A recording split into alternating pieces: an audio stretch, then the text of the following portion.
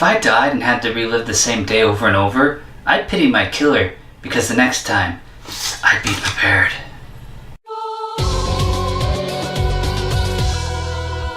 Greetings and welcome to Jefficho Films. So close to Halloween, we have to review a horror movie, so happy Death Day. Look, I know this isn't going to make any sense, but I have already lived through this day.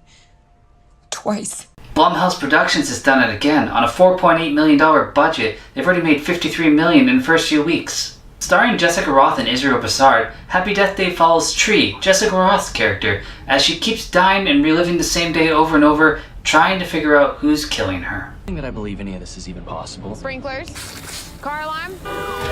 The way I see it, you have unlimited amount of lives. Unlimited opportunities to solve your own murder. So I'm supposed to keep dying until I figure out who my killer is? You want to live to see tomorrow, right? Jessica does a pretty good job in this, starting out superficial and learning humility throughout her deaths. She starts out as a pretty bad character, but there's something about her that just makes you gravitate towards her and actually be invested towards the story. I think it's her ridiculous facial expressions. She gets a lot of time in this to express who she is as a character. Tree, happy birthday.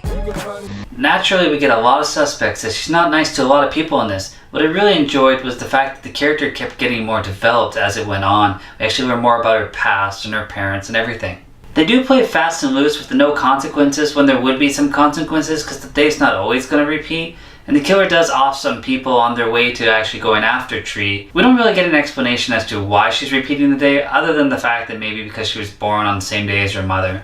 Israel's character is a pretty solid person for her to bounce ideas off of. I would have given them another day for more time to connect, because she does start to like him, but it's really all we learn through that is through his actions of saving her and protecting her, but they do have good chemistry together. Oh, hey, you're up. Am I in a dorm room? Yeah, I folded your pants for you. Great. Dude, did you get that or what?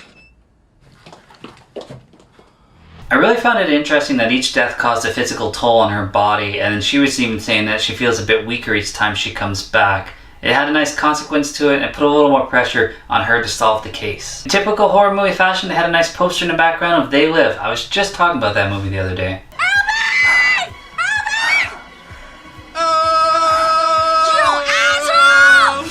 This movie had a decent amount of laughs in it too, but I guess where I'm going is the script wasn't great, but the movie was still good. I had a really good time, and I came out in a pretty good mood. The only thing that was missing was an R rating, which all horror movies should have, which meant it was a little less gruesome, probably less gory than a Saw movie or even a Jason movie, but it could have used a bit more.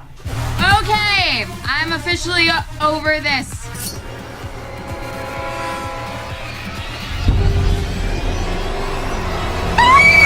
If this movie does break 100 million at the box office, and with Halloween coming up, you never know, but they'll start talking about sequels. And although I don't know if you could really do another movie about constantly repeating the same day without maybe further explaining why it's happening, I mean, if you get the right writers, I suppose you could really do anything.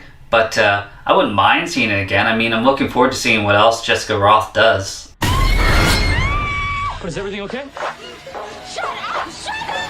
I definitely recommend seeing this movie as it was a lot of fun, totally something to see around Halloween.